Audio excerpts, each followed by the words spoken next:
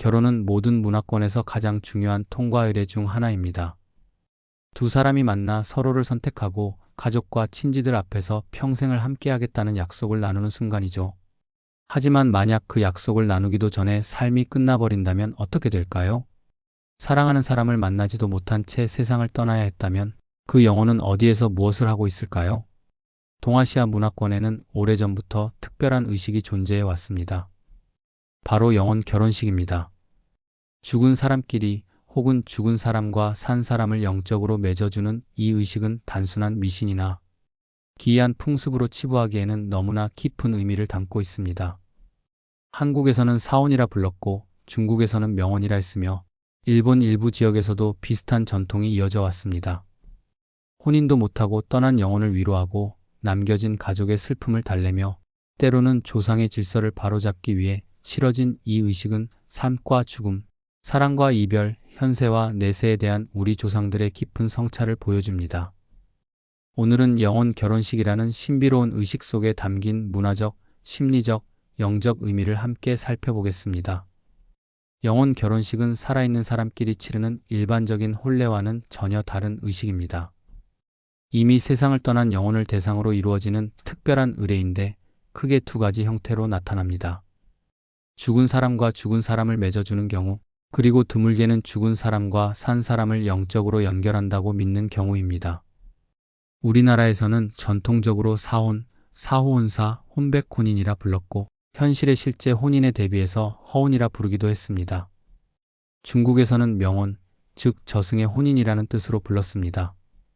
이 의식은 단순히 형식적인 절차가 아니라 영혼의 외로움과 미련을 풀어주고 떠도는 혼을 달래며 조상의 질서를 바로잡는다는 깊은 의미를 담고 있었습니다. 그렇다면 왜 사람들은 이미 세상을 떠난 영혼에게 결혼식을 치러주려 했을까요? 그 가장 중요한 이유는 바로 미완의 한과 집착을 풀어주기 위해서였습니다. 동아시아 전통 사회에서 결혼하지 못하고 죽는다는 것은 단순히 배우자가 없다는 의미를 넘어섰습니다. 그것은 인생의 가장 중요한 단계를 건너뛰었다는 것이고 어른으로 인정받지 못했다는 것이며 조상의 대를 잇지 못했다는 것이었습니다. 우리 조상들은 이런 상태로 세상을 떠난 영혼이 깊은 한을 품게 된다고 믿었습니다. 특히 젊은 나이에 갑자기 사망한 경우, 약혼 상태에서 죽음을 맞이한 경우 사랑하는 사람이 있었지만 이루지 못하고 떠난 경우에는 그 한이 더욱 깊었습니다. 외롭게 죽었다고 여겨지는 경우도 마찬가지였습니다.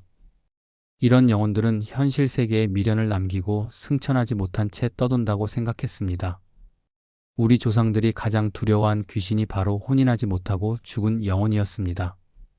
총각으로 죽은 몽달 귀신, 처녀로 죽은 손말명이와 손각시가 대표적입니다.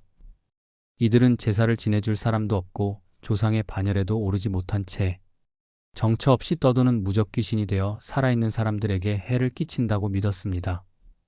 몽달 귀신은 도령귀신, 삼태귀신이라고도 불렸는데 어떤 여자에게 반해서 상사병에 걸려 죽었거나 장가갈 나이에 장가도 못 가고 세상을 떠난 총각의 혼령입니다. 생전에 좋아하던 처녀가 있으면 그 처녀를 잊지 못하고 승천하지 못한 채 사랑을 이루지 못한 원한의 악귀로 변해서 그 처녀에게부터 괴롭힌다고 여겼습니다. 조선시대 명기 황진이의 일화가 이를 잘 보여줍니다. 황진이가 15살 때 그녀의 아름다움에 반한 동네 총각이 상사병에 걸렸습니다. 끝내 사랑을 고백하지도 못한 채 그 총각은 죽고 말았습니다. 장례를 치르던 날 상여가 황진이의 집 앞을 지나자 갑자기 땅에 붙은 듯 꿈쩍도 하지 않았습니다. 수많은 사람이 온갖 방법을 써봤지만 상여는 움직이지 않았습니다. 소식을 들은 황진이가 직접 나와 자신이 입던 속적삼을 상여 위에 얹어주고 위로의 말을 건네자 그제야 상여가 움직이기 시작했다고 합니다. 이 사건으로 황진이는 자신이 평범한 여자로 살 수 없다는 것을 깨닫고 기생이 되기로 결심했다는 이야기가 전해집니다. 죽은 총각이 품었던 한과 집착이 얼마나 강렬했는지를 보여주는 일화입니다. 처녀로 죽은 손각시도 마찬가지였습니다. 혼기가 찬 처녀가 시집가지 못하고 죽으면 그 원한이 매우 깊어서 죽어서도 한을 풀지 못하고 사람들을 괴롭힌다고 믿었습니다. 옛 속담에 여자가 한을 품으면 5, 6월에도 서리가 내린다는 말이 있을 정도로 처녀 귀신의 한은 특별히 깊고 무섭다고 여겼습니다. 이들을 얼마나 두려워했는지는 장례 풍습에서도 드러납니다. 처녀로 죽은 사람을 묻을 때는 귀신이 다시 나오지 못하도록 관을 거꾸로 세워 묻기도 했고, 관 주변을 가시나무 덤불로 싸서 묻기도 했습니다. 심지어 남성의 형상을 강조한 지피형을 관 속에 함께 넣거나 남자 옷을 입혀서 묻는 경우도 있었는데, 이는 죽어서나마 남자와 접촉한 것을 위안으로 삼으라는 의미였습니다. 전통 사회에서 혼인하지 못한 사람에 대한 차별은 극심했습니다. 독신으로 사는 처녀와 총각을 멸시하는 풍조가 강했고, 이를 해도 품사 큰 일반인의 절반밖에 받지 못했습니다. 법도 있는 집안에서는 족보에 이름을 올리지 않거나 아예 혈연에서 제외시키기도 했습니다. 살아서도 반인간 취급을 받았던 것입니다. 이런 억울함과 수치심, 외로움이 죽어서도 풀리지 않는 한이 되었다고 믿었습니다. 제사를 받지 못하고 조상이 되지 못하며 사후 세계에서도 의지할 곳이 없는 영혼은 그 외로움과 미련 때문에 떠돌 수밖에 없다고 여겼습니다. 영혼 결혼식은 바로 이런 한을 풀어주기 위한 의식이었습니다. 너는 이제 혼자가 아니다라는 상징적 메시지를 전하는 것입니다. 무당을 불러 구슬하고 날짜를 정해서 산 사람의 혼례와 똑같은 방식으로 의식을 치릅니다. 죽은 총각과 죽은 처녀를 맺어줌으로써 서로의 외로움을 달래주고 조상의 반열에 오를 수 있게 해주며 사후 세계에서도 짝이 있다는 것을 확인시켜줍니다. 이것은 단순히 미신이 아니라 떠난 사람의 한을 풀어주고 남은 사람의 마음을 치유하는 복합적인 의미를 가진 문화적 의식이었습니다. 우리 조상들의 사후 세계관은 매우 독특했습니다. 죽음이 모든 것의 끝이 아니라 또 다른 세계로의 이동이라고 믿었습니다. 더 중요한 것은 현세에서 맺었던 관계들이 저승에서도 그대로 이어진다고 생각했다는 점입니다. 한국 고대부터 내려온 계세 사상이 바로 이것을 보여줍니다. 계세란 세상이 이어진다는 뜻으로 내세가 현세와 단절되지 않고 계속 연결된다는 믿음입니다. 삼국시대 기록을 보면 이미 한인들이 조상의 제사를 끊이지 않았다는 내용이 나오고, 신라의 탈해왕은 죽은 뒤에도 그 형상을 만들어 토암산에 모시고 나라에서 계속 제사를 지냈다고 합니다. 이런 사고 방식에서는 죽은 사람도 여전히 어딘가에 존재하며 살아있는 사람들과 관계를 유지한다고 봅니다. 가족관계, 사랑, 우정, 인연 같은 것들이 죽음으로 끊어지는 것이 아니라 사후 세계에서도 계속된다고 믿었던 것입니다. 그래서 영혼 결혼식은 단순히 죽은 사람끼리 형식적으로 맺어주는 의식이 아니었습니다. 그것은 영혼의 동반자를 선언하고 영적 결속을 만들며 사후 세계에서의 가족 관계를 형성하는 의미를 가졌습니다. 혼자 외롭게 떠도는 영혼에게 짝을 만들어주고 서로 의지하며 함께 갈 수 있는 동반자를 만들어준다고 여겼습니다. 일부 영성 사상에서는 이를 더 깊이 해석하기도 합니다. 죽음 이후에도 영혼끼리의 사랑과 결속이 이어지며 때로는 전생의 인연을 완성하는 것이라고 보는 관점도 있습니다. 물론 이는 과학적으로 증명된 것은 아니지만 사람들이 왜 영혼 결혼식을 치러주려 했는지를 이해하는 데 도움이 됩니다. 하지만 영혼 결혼식의 의미는 단순히 영혼의 외로움을 달래주는 것에 그치지 않았습니다. 여기에는 조상 신앙과 가문이 안정이라는 더 현실적이고 중요한 이유가 있었습니다. 우리 전통 사회에서 조상은 단순히 돌아가신 분이 아니었습니다.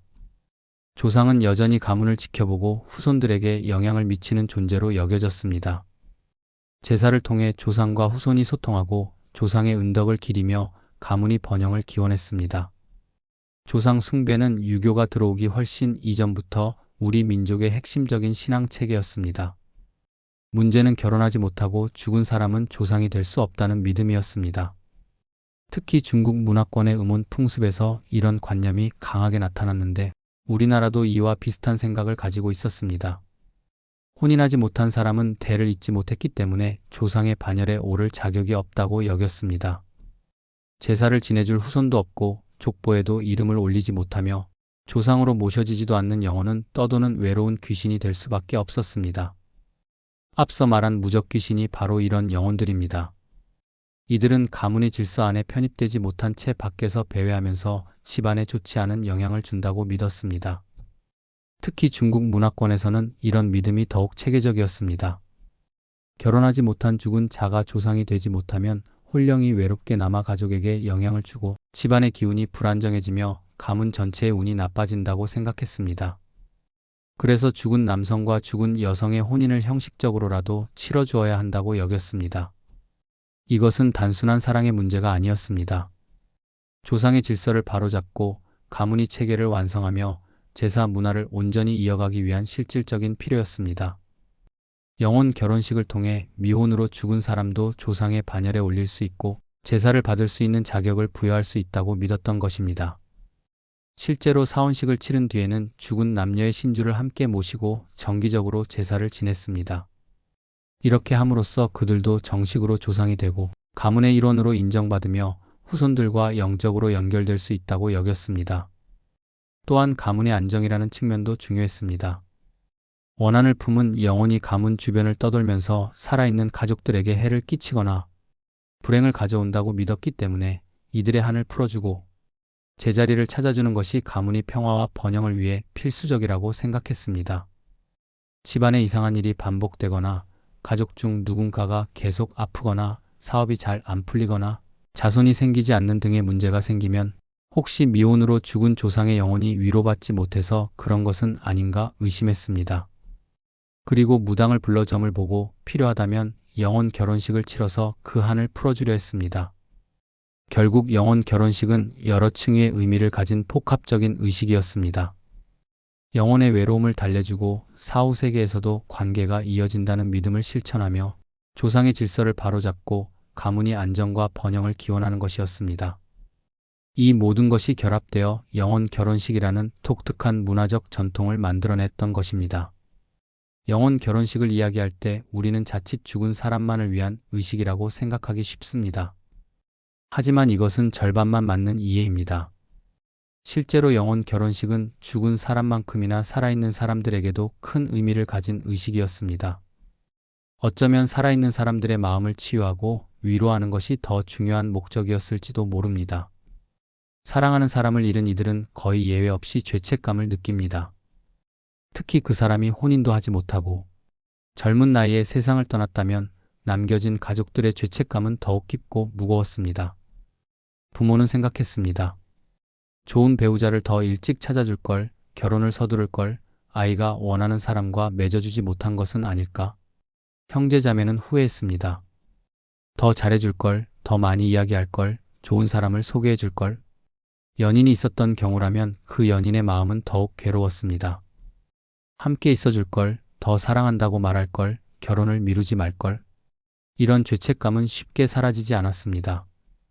혼자 외롭게 떠난 사람을 생각하면 밤잠을 이루지 못했고 제사를 지낼 때마다 가슴이 아팠으며 다른 집 혼례를 볼 때마다 눈물이 났습니다. 더 잘해줄 걸 혼자 보내서 미안하다는 마음이 평생 무거운 짐처럼 따라다녔습니다. 영혼 결혼식은 이런 죄책감을 해소하는 중요한 통로였습니다. 비록 늦었지만 혼례를 치러줌으로써 이제는 혼자가 아니라는 것을 확인시켜 줌으로써 산 사람들은 조금이나마 마음의 짐을 내려놓을 수 있었습니다. 우리가 할 수 있는 것을 다 해주었다. 이제 저 아이도 짝을 만났으니 외롭지 않을 것이다. 라고 스스로를 위로할 수 있었던 것입니다. 실제로 사혼식을 치른 뒤 유족들이 마음의 평화를 찾았다는 이야기가 많이 전해집니다. 꿈에 나타나던 죽은 자식이 더 이상 나타나지 않았다거나 마음이 한결 가벼워졌다거나 이제야 제대로 보내준 것 같다는 이야기들입니다. 이것이 실제로 영혼 때문인지 아니면 산 사람의 심리적 변화 때문인지는 알 수 없습니다. 하지만 중요한 것은 의식을 통해 살아있는 사람들이 위안을 얻었다는 사실입니다. 현대 심리학에서는 상실을 겪은 사람이 건강하게, 슬픔을 극복하기 위해서는 적절한 애도 과정이 필요하다고 말합니다. 그리고 의식, 즉 리추얼은 이 애도 과정에서 매우 중요한 역할을 합니다. 장례식이 그렇고 제사가 그렇고 추모 행사가 그렇습니다.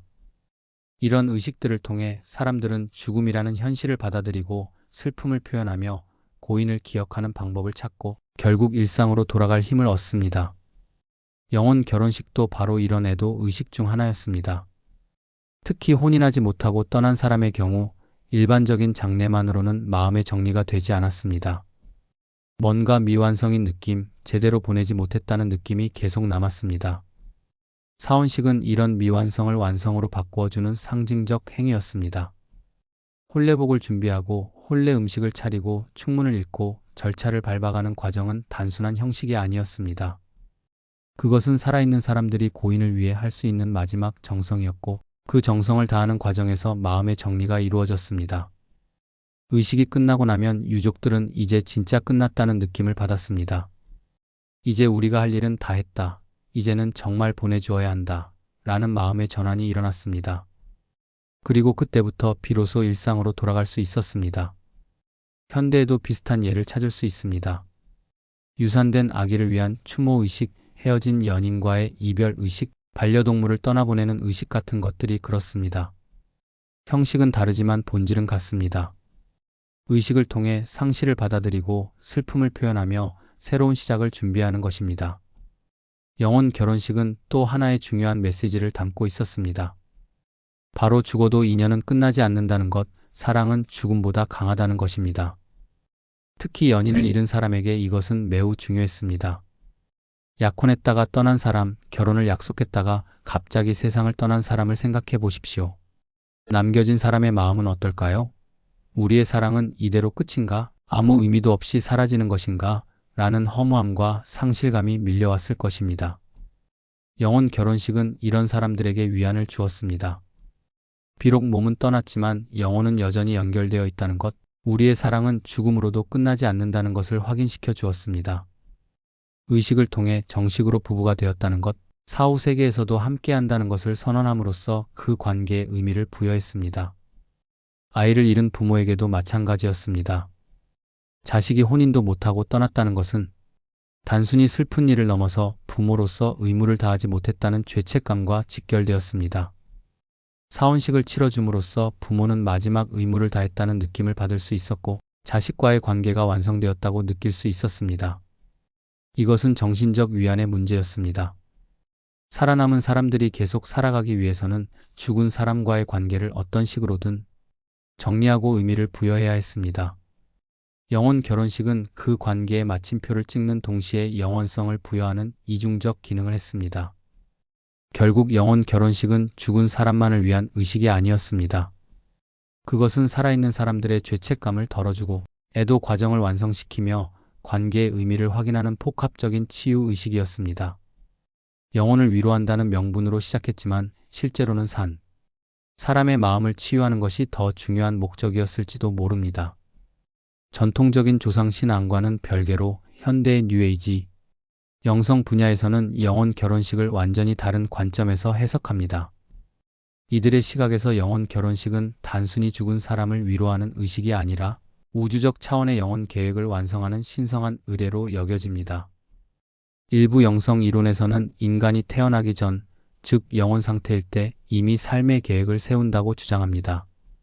누구를 만날지, 어떤 관계를 맺을지, 어떤 사랑을 경험할지, 어떤 시련을 겪을지까지 미리 정해놓고 온다는 것입니다. 이것을 영혼의 계약이라고 부릅니다. 이 관점에서 보면 우연히 만난 것처럼 보이는 인연들도 사실은 영혼 차원에서 이미 약속된 만남입니다. 부모와 자식, 연인, 친구, 심지어 우리를 힘들게 하는 사람들까지도 모두 태어나기 전에 함께 배우고 성장하기로 약속한 영혼들이라는 것입니다. 그렇다면 혼인하지 못하고 죽은 사람은 어떻게 해석될까요? 영성 분야에서는 이것을 미완성된 영혼 계약으로 봅니다.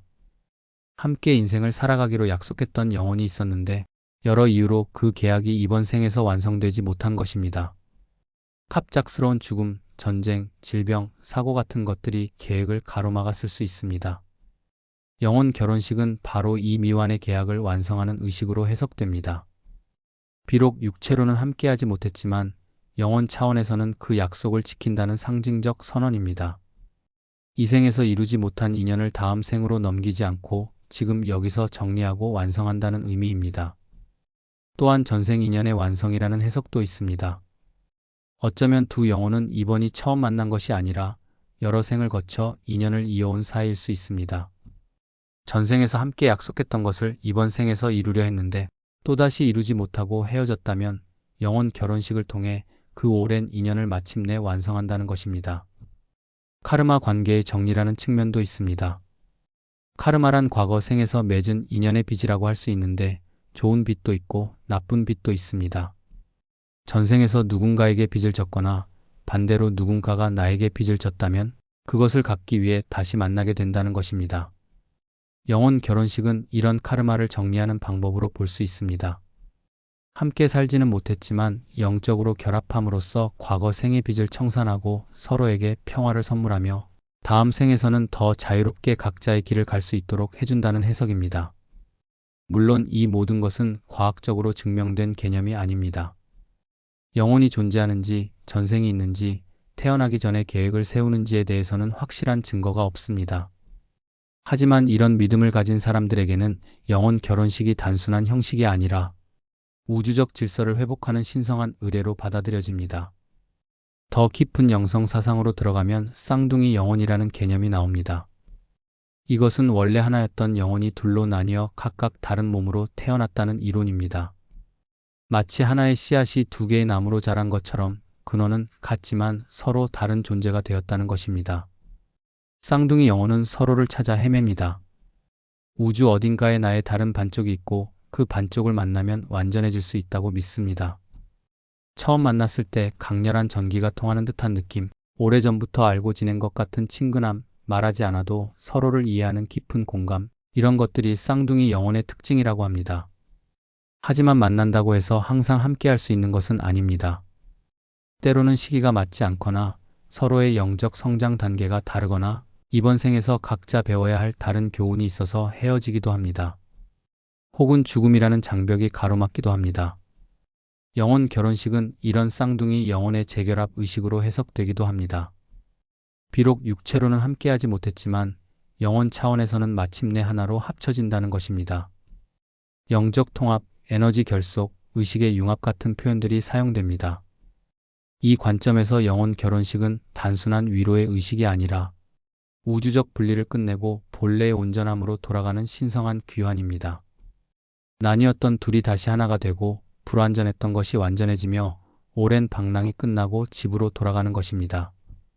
일부에서는 영혼 결혼식 후에 두 영혼이 하나의 더 높은 차원의 존재로 진화한다고 믿기도 합니다. 개별 영혼으로 존재할 때보다 더 강력하고 더 지혜롭고 더 사랑이 깊은 존재가 된다는 것입니다. 다시 강조하지만 이 모든 해석은 과학적으로 검증할 수 없는 영적 신념입니다. 증명할 수도 없고 반증할 수도 없습니다. 하지만 이런 믿음은 사람들에게 위안을 주고 상실의 의미를 부여하며 삶과 죽음을 더 깊이 이해하는 틀을 제공합니다. 영혼 결혼식은 이런 다양한 영적 해석들이 모여 만들어진 복합적인 문화 현상이라고 할 수 있습니다. 뉴에이지 영성 분야에서는 또 다른 해석이 존재합니다. 결혼 그 자체를 에너지 교환, 진동수 공명, 의식적 결합으로 보는 관점입니다.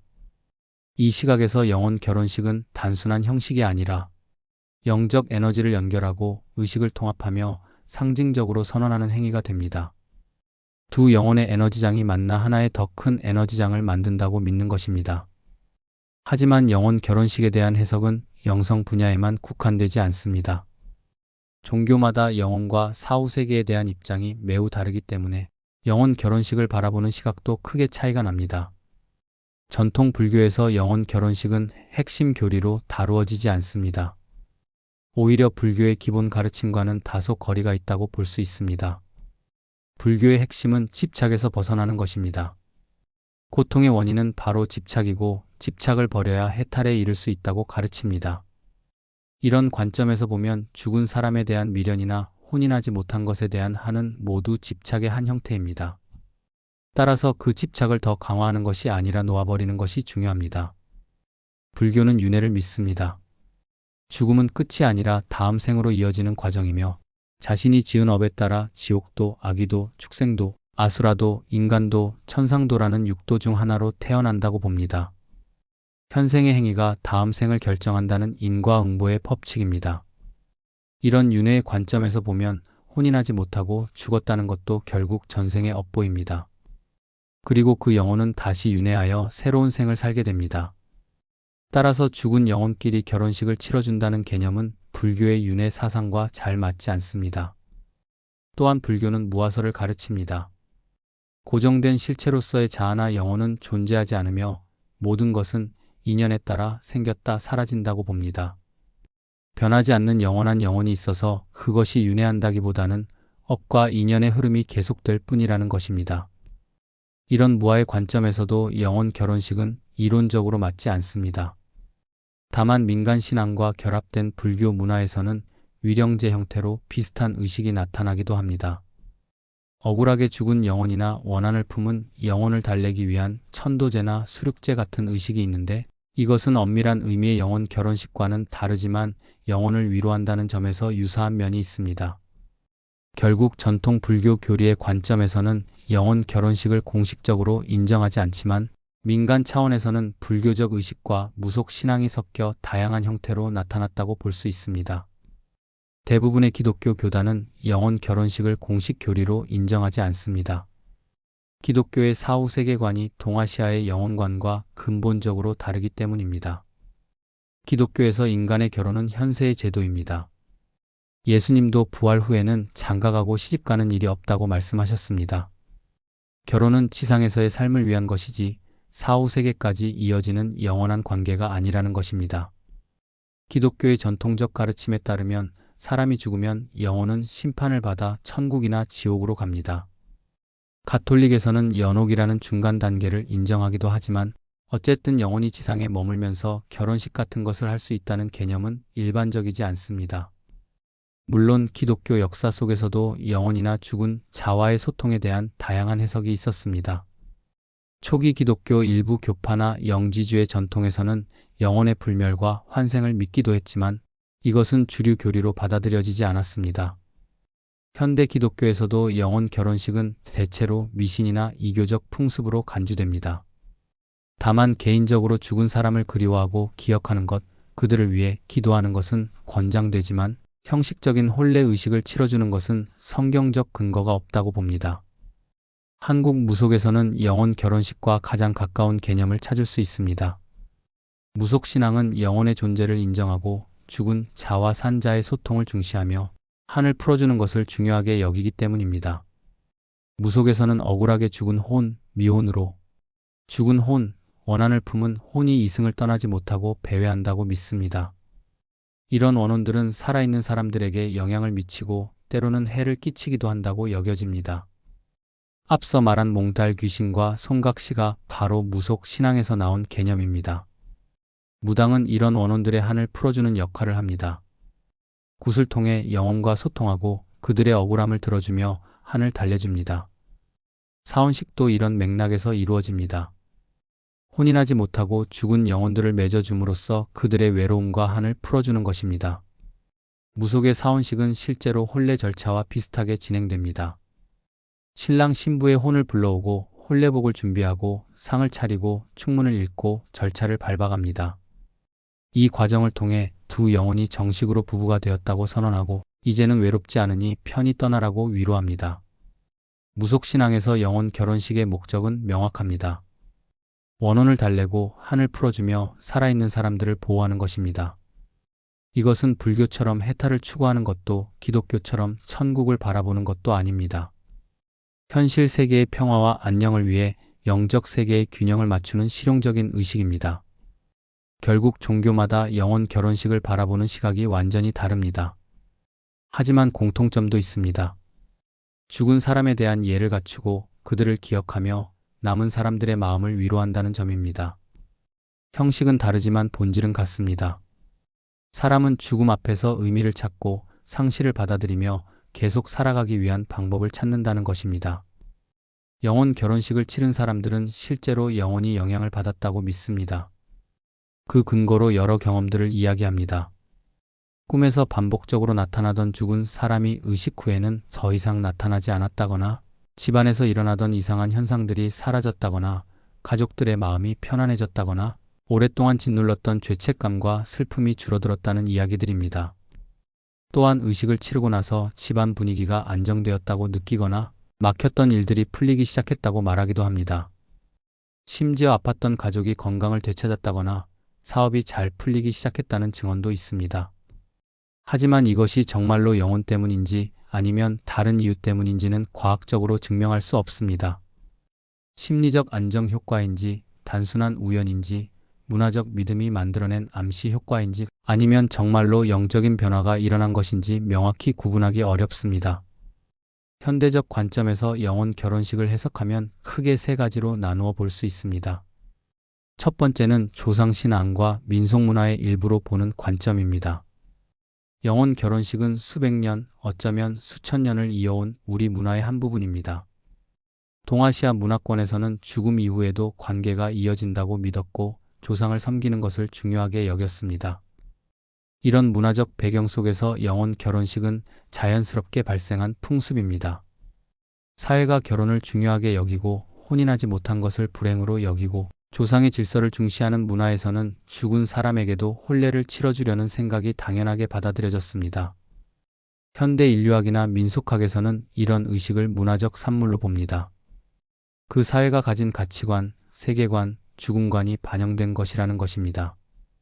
영혼 결혼식을 통해 우리는 조상들이 죽음을 어떻게 받아들였는지, 가족을 어떻게 생각했는지, 무엇을 중요하게 여겼는지를 엿볼 수 있습니다. 문화적 전통으로 보는 관점에서는 영혼 결혼식의 진위를 따지는 것보다 그것이 가진 상징적 의미와 사회적 기능에 주목합니다. 공동체가 죽은 사람을 기억하고 남은 사람들을 위로하며 사회적 질서를 유지하는 하나의 방법이었다는 것입니다. 두 번째는 상실과 애도를 정리하는 심리적 치유 의식으로 보는 관점입니다. 현대 심리학은 의식이 가진 치유의 힘을 인정합니다. 형식을 갖춘 의례를 통해 사람들은 감정을 표현하고 상실을 받아들이며 새로운 시작을 준비합니다. 장례식이 그렇고 추모식이 그렇고 기념일이 그렇습니다. 의식은 단순한 형식이 아니라 마음을 정리하는 과정입니다. 영혼 결혼식도 마찬가지입니다. 혼인하지 못하고 떠난 사람에 대한 미안함, 죄책감, 슬픔, 미련을 정리하는 심리적 의례인 것입니다. 의식을 준비하는 과정 자체가 치유입니다. 혼례복을 마련하고 음식을 준비하고 사람들을 초대하고 절차를 밟아가는 동안 유족들은 고인을 생각하고 추억을 나누고 감정을 나눕니다. 이 과정에서 억눌렀던 감정이 해소되고 말하지 못했던 이야기들이 나오며 함께 슬퍼하고 위로받습니다. 의식이 끝나고 나면 뭔가 완성되었다는 느낌을 받습니다. 이제 우리가 할 일은 다 했다. 이제는 정말 보내주어야 한다는 마음의 전환이 일어납니다. 이것은 애도 과정의 마무리이고 일상으로 돌아가는 신호입니다. 심리학적으로 보면 영혼이 실제로 변한 것이 아니라 살아있는 사람의 마음이 변한 것입니다. 하지만 그 마음의 변화가 매우 실제적이고 중요합니다. 죄책감이 줄어들고 마음이 편안해지며 앞으로 나아갈 힘을 얻는 것은 분명한 효과입니다. 또한 믿음의 힘도 무시할 수 없습니다. 의식을 치르면 영혼이 편안해질 것이라고 믿는 사람에게는 실제로 그런 효과가 나타날 수 있습니다. 이것을 위약 효과나 자기 암시라고 부를 수도 있지만 그 효과가 가짜라는 의미는 아닙니다. 믿음이 만들어내는 심리적 변화는 매우 실제적입니다. 세 번째는 사후 세계와 영혼의 존재를 믿는 사람들의 영적 실천으로 보는 관점입니다. 영성을 믿는 사람들에게 영혼 결혼식은 단순한 상징이나 심리적 위안이 아니라 실제로 영적 차원에서 일어나는 변화입니다. 이들은 의식을 통해 영혼과 소통할 수 있고 영적 에너지를 전달할 수 있으며 저승과 이승의 경계에서 실제적인 변화를 만들어낼 수 있다고 믿습니다. 무당이 구슬하면서 영혼과 대화하는 것, 승려가 천도제를 지내면서 영혼을 인도하는 것, 영매가 죽은 사람의 메시지를 전하는 것이 모두 이런 믿음에 기반합니다. 과학은 이것을 증명할 수도 없고 반증할 수도 없습니다. 영혼이 존재하는지, 사후 세계가 있는지, 의식이 실제로 영적 효과를 가지는지에 대한 과학적 답은 없습니다. 하지만 그렇다고 해서 이런 믿음이 무의미하다는 뜻은 아닙니다. 믿음은 사람의 삶에 실제적인 영향을 미칩니다. 영적 신념은 위안을 주고 방향을 제시하며 삶의 의미를 부여합니다. 특히 죽음이라는 피할 수 없는 현실 앞에서 영적 신념은 두려움을 극복하고 상실을 받아들이는 데 큰 도움이 됩니다. 결국 영혼 결혼식은 단순히 정의할 수 없는 복합적인 현상입니다. 그것은 문화적 전통이면서 동시에 심리적 치유의식이고 또한 영적 신념의 실천입니다. 이 세 가지는 서로 배타적이지 않고 함께 작용합니다. 문화가 의식의 형식을 만들어주고 심리가 실제적인 효과를 만들어내며 신념이 의미를 부여합니다. 이 모든 것이 결합되어 영혼 결혼식이라는 독특한 현상을 만들어냅니다. 가장 중요한 것은 이것이 죽은 사람만을 위한 것이 아니라는 점입니다. 영혼 결혼식은 살아있는 사람들의 죄책감을 덜어주고 애도 과정을 완성시키며 관계의 의미를 확인하고 공동체를 위로하며 문화를 이어가는 복합적인 역할을 합니다. 과학적으로 증명할 수는 없지만 인간적으로는 충분히 이해할 수 있습니다. 사람은 죽음 앞에서 의미를 찾고 상실을 받아들이며 계속 살아가기 위한 방법을 찾습니다. 영혼 결혼식은 바로 그런 인간적 노력의 한 형태입니다. 오늘은 여기까지입니다. 시청해주셔서 감사합니다. 구독, 좋아요, 알림 설정은 큰 힘이 됩니다.